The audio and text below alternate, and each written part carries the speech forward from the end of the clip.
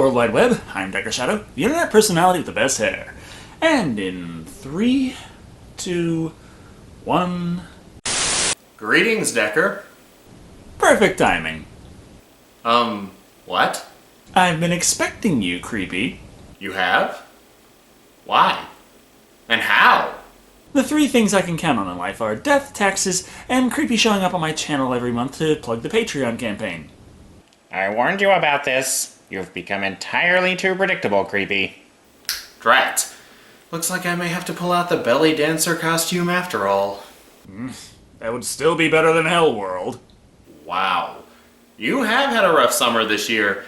I almost feel bad about barging in on you like this. Almost. Never mind about that. What fresh Japanese-related horror have you managed to dig up to cleanse my mind of what Miramax has done to the Hellraiser franchise? The 2005 Kamen Rider movie, Kamen Rider the First. So is it the 2005 version or the first one? The 2005 version. Kamen Rider the First. The first version? No, Kamen Rider the First. I'm stopping this right now before we get sued by the people who own the rights to Abbott and Costello's material. Kamen Rider began in 1971 as a live-action tokusatsu hero series. Originally a manga by Shotaro Ishinomori, Kamen Rider went on to become one of the tokusatsu genre's most successful franchises, spawning 25 shows thus far, and many more movies and TV specials. This particular film that we're here to look at today did make it across the pond in 2006 as Mask Rider the First. Mask Rider? Who came up with such a shitty, generic-sounding title? I mean, I know Decker. superheroes don't exactly have the most original names. Batman, Decker. Superman, Wonder Woman, but still, I mean, it's just... What? In Japanese, Kamen translates as mask. Therefore, the title of the franchise is in actuality Masked Rider. Kamen Rider sounds a lot cooler. He's got you there, Creepy. Fair point.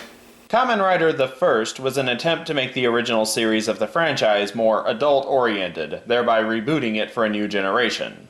Oh yes, they failed miserably in almost every conceivable way. How'd you guess?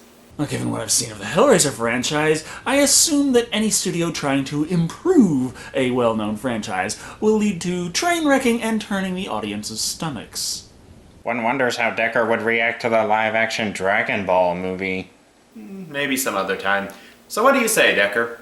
It beats going back to the summer of Hellraiser. So, let's take a look at Kamen Rider the First, which was from 2005, even though the first Kamen Rider was in 1970. Now, fuck it, let's just start the movie.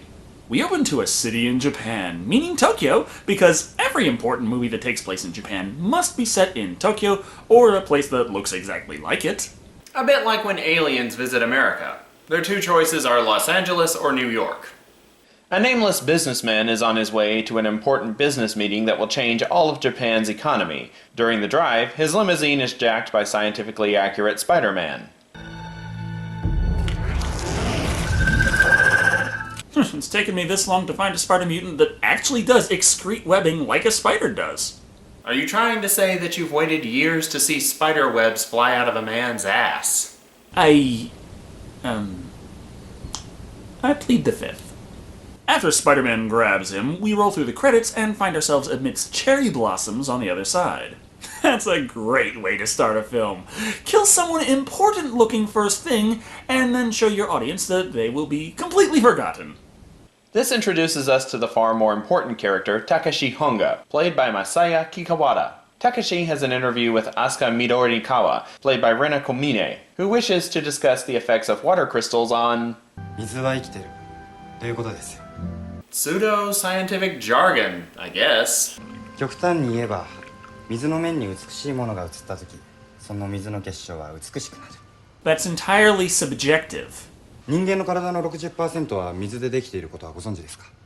What does that have to do with anything? 美しいものを見ると、人は元気になる。 Subjective. それはもしかしたら、水の結晶そのものが物理的に変化しているからなのかもしれない。Then detect that! では私たちの普段の生活も美しいものに満たされればそれだけ幸せになれるということですね。その通りです。 That's subjective! Wow, 4 minutes into the film, and Decker's ready to have a nervous breakdown. Have we broken a new record, Creepy? Feels like we have. I suppose this means you and I need to set new goals. After he helps ensure that she will fail her science class, he muses that while she's a great person, she is already engaged to be married, and he hopes she'll be happy. Therefore, being a nice guy at the beginning of a movie... おめでとう本郷武史君。この度あなたは神聖なるショッカーのメンバーに選ばれました。 Before he can get home, he is cornered by Japan's largest, and yet still undetected, street gang and or criminal organization, the Shockers. Because nothing strikes terror into the hearts of your enemies like naming your gang after a sexual technique. Damn it, Creepy, I was trying to ignore that! I can't help it. It might as well be called the Butt Plug Brigade. Or the Flashjack Samurai? In addition to Spider-Man, this movie hosts scientifically accurate Batman, or at least anatomically correct Batman. In any case, the Shocker Batman seizes Hongo so that he can be converted into an Inhumanoid, one of Shocker's cybernetic foot soldiers. More importantly, Creepy, it's naked time.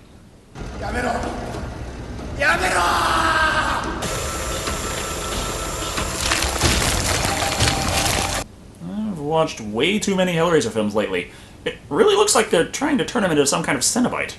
Blood comes in, blood goes out. This is how we make a Cenobite.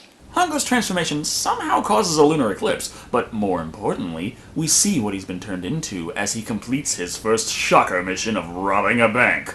Also, it looks as though Hongo stole the Nostalgia Critic's tie. Hello, I'm Kamen Rider. I break and enter so you don't have to. Wait just a minute. In the original series, Hongo escaped from the Shocker base before being brainwashed. Why is he suddenly robbing banks? This came out in 2005. He obviously needed the money for a PS3. Hongo's first mission is a complete success, ending with an explosion and his escape by breaking both of his legs, and yet somehow not. Shocker is so pleased with this wanton destruction of property that they immediately send Hongo on his next mission, an assassination. Lo and behold, he is sent to bump off his unrequited love interest and her easily disposed fiancée. Well, we've got to get the plot going somehow. The friendly neighborhood Spider-Man is already there, having taken out the other useless businessman a few minutes prior. Hongo goes after the easily disposed of love interest. He murders them so you don't have to. But the power of a stray snowflake allows Hongo to escape the mental bonds of brainwashing the Shockers put into place. Terrific. Instead of a logical reason for Hongo not being brainwashed, we get more pseudoscience. Beats Hongo being brainwashed by the power of friendship. Hongo spares the fiancée, but he is killed moments later by Spider-Man. Asuka arrives seconds after the fact and misunderstands the circumstances. Hongo, however, refuses to speak a word in his defense. You know, like how he didn't murder the woman's lover in cold blood.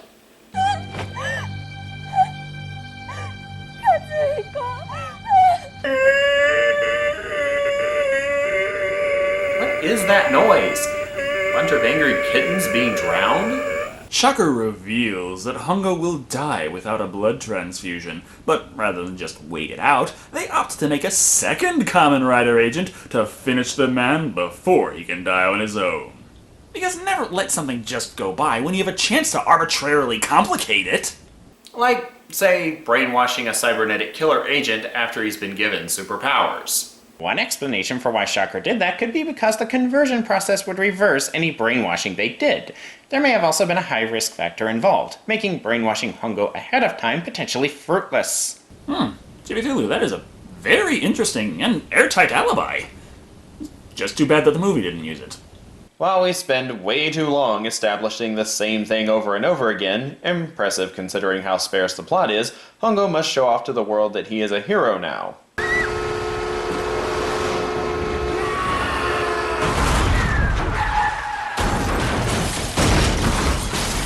By killing one or two people via vehicular manslaughter in the process of rescuing one lone little girl, whom he manages to render unconscious in the process. Our hero, ladies and gentlemen. Because the plot is as thin as it is, the movie introduces a subplot involving a hospitalized young man named Haruhiko Mitamura, played by AJ Wentz. Just to cheer you up after the death of Katsuhiko, Haruhiko is suicidal. That's a comfortable topic to discuss right now. Agreed. Moving on. Hongo gets a new bike. Oh, wait. How? When? What led to this? Oh, nothing. He just does. Score 1 for cohesive storytelling. While the movie continues to establish things that we already know, this is eventually interrupted when Spider-Man reattempts the assassination of Asuka.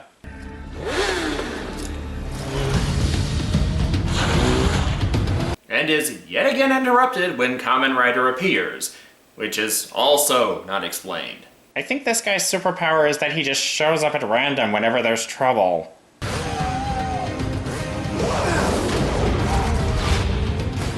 No, his power is clearly that he was able to make it into the editing room, kick from 10 feet away, and still make contact. What follows is some flipping out, a little bit of dick punching, Superman posing, more dick punching, and then an impossible kick to finish it off.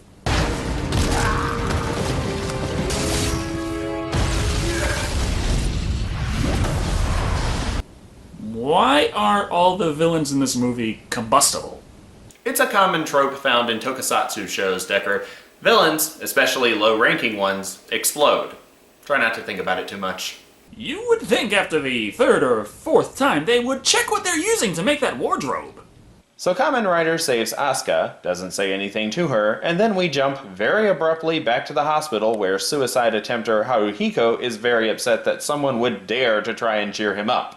余計なことして同情なんかいらないんだ私じゃないわよ They should have used paper cranes instead. Everybody loves those. He soon discovers that the random pick-me-ups are being left by Miyoko Harada, played by Ryoko Kobayashi. She tells him that certain staff members like her are simply trying to cheer up lonely patients. もう二度と来ないでくださいはっきり言って迷惑ですから How dare you try and improve my condition? Be gone, foul demon! Hey, I take offense to that. Hey, wait, just a minute. Those flowers did nothing to improve his mood. How could they? He's suffering from depression. Don't you see, this movie actually has clear evidence within it that the pseudoscientific claims that it makes don't actually work! I'm getting back to the plot before you derail this entire review. Back with Asuka, she's doing much better it seems, moping alone in a bar. However, a man who looks just like her late fiancé Katsuhiko takes a seat by her side. He's not sure what to make of the crazy woman thinking he's someone else, but when all other pickup lines fail... 冗談だよ俺だよ俺勝彦だよ We learn that, yes, he really is willing to say anything in order to get laid. Finally, character I can identify with. Again, how is it that I'm the one stuck with the label of creepy? Still, Hase Takano reveals to her that he is not actually playing Katsuhiko Yano in this movie anymore, but the totally different guy, Hayato Ichimonji. This long, uncomfortable, and completely unnecessary conversation, focusing so much time and energy on her relationship status, displays what I'm really starting to dislike about this film. You see a guy with a grasshopper mask and a motorcycle fighting ninjas on the cover, and you turn the movie on and it's J-drama. Furthermore, it's not particularly good J-drama. The acting is dry and the situation's not very interesting. Just our luck that Hongo's refusal to explain that he didn't kill Katsuhiko causes the situation to drag on even longer. At least Ichi takes a break from the drama to reveal something the audience might care about. He was the one the Shockers created to defeat Hongo with his own character design. I fend off evil twins so you don't have to! Defeating him without much difficulty, Hongo moves on to drive Asuka home. Slowly. Like a drama. And then we see that the two in the hospital still don't get along. Then Hongo has words with Ichi, because relationship tension. When the hell is the next fight scene? That work for you? Well, it's better than watching As the Cyborg Turns for the 8th time. As it so happens, Ichimonji has been quasi-unbrainwashed by Beauty, fighting off Batman and his minions while inadvertently taking credit for the drama Love Ride Home. Movie, please. If I wanted to see turbulent relationships, I'd be watching Boys Over Flowers. Evidently, this lucid moment was a fluke, as the man is still brainwashed and demands the Shockers let him keep Asuka in exchange for killing Hongo. They also mentioned that while Ichimonji still depends on the blood treatments to survive, evidently Hongo doesn't. What? How? 改造人間として初めての成功例かもしれないね。 Oh, maybe. Yeah, sure. Just not like you were paying attention to what you were doing during the procedure. Oh, look at that fully remodeled human. Well, there's no reason to make sure the brainwashing actually works. Stop the act. It's not like the Shockers are hiring lieutenants for their evil, yet cognitively handicapped organization. Fine. Back to the drama. The two in the hospital reconcile their differences and fall in love. How sweet. So they go on a date. Aww. Nothing could ruin this.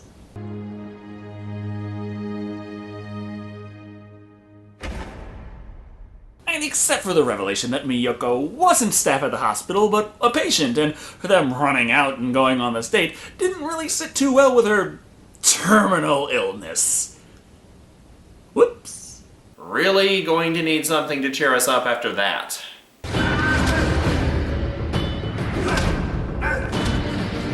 That'll do. This fight between the two of them is, again, over the girl. It also gets Asuka to finally realize that it was the guy in the gray suit, not the guy in the green suit, who gave her that ride home. As he runs off due to his blood rejection being plot-dependent, in the woods he encounters a new pair of Inhumanoids who look awfully familiar. Are those the same couple from the hospital? Looks like it. How the hell are they the bad guys? Fuck if I know. I'm just happy to see that subplot was actually somewhat relevant to the story. Before they can kill Ichi for failing to assassinate Hongo, his mark shows up to save him. This allows for drama, a random shot of the Shockers recruiting the sick and dying couple for no fucking reason. More drama, pseudoscientific bullshit, drama. Yeah, I know I'm not exactly going into detail, but what fucking details are there to give? The characters spend minutes on end going over the same points that they already covered a half hour ago.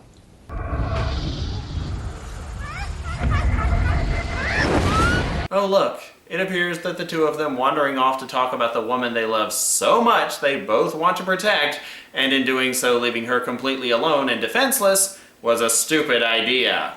To be honest, I haven't found an idea this movie presented that wasn't stupid yet. On the bright side, now that there's only 15 minutes of movie left, we can finally get to the climax. The two men hop on a boat to make it to the obviously important island and somehow disappear right by the shoreline, which allows them to do this.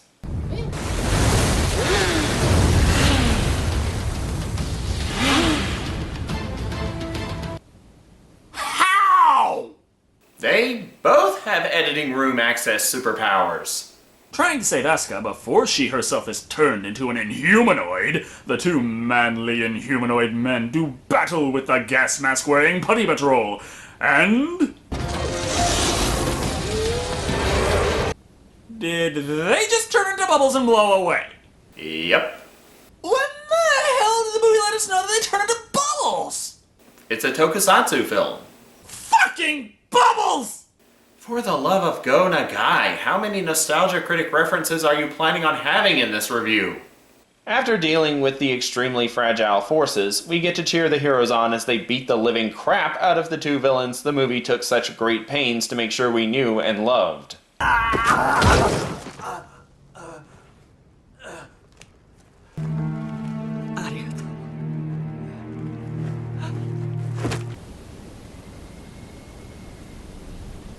Hooray! Are they dead? It's not entirely clear. They didn't blow up in any case. Are they in the movie at all after this? Nope. I haven't seen him this sad since he found that video explaining why kaiju are physically impossible.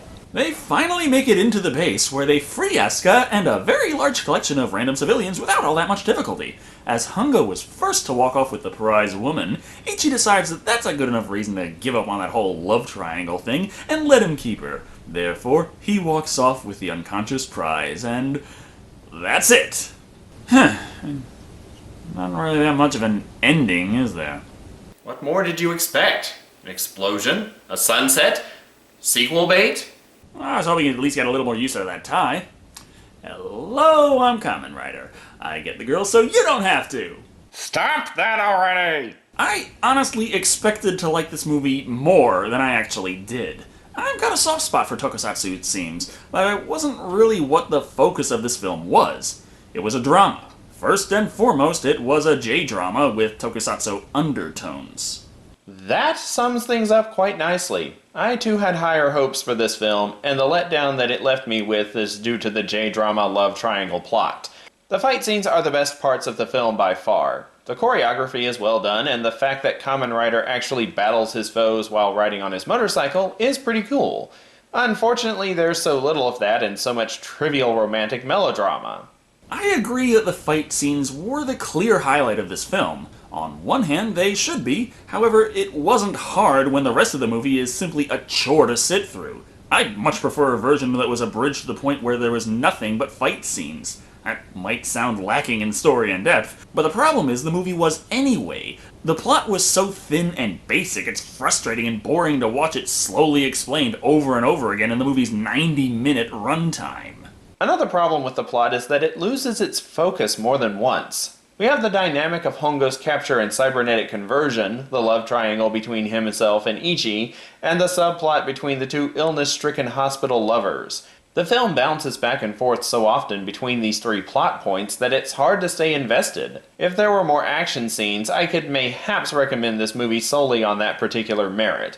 As it stands, Kamen Rider the First scores 2 insect-themed superheroes riding motorcycles out of the freaking ocean out of 5. Overall, Kamen Rider the First is a disappointing film, partly due to its lack of focus on both the plot and the genre. Still, the action sequences are done well and very entertaining. It's almost worth sitting through the rest of the film for. Almost. Fortunately, the fast forward button is a thing, allowing this movie to come in at 2 naked Cenobite surgery conversions out of 5. It was fun not having to force you into doing this crossover review for once. Have fun covering Revelations next week, Decker. Wait, what? We could always do the sequel.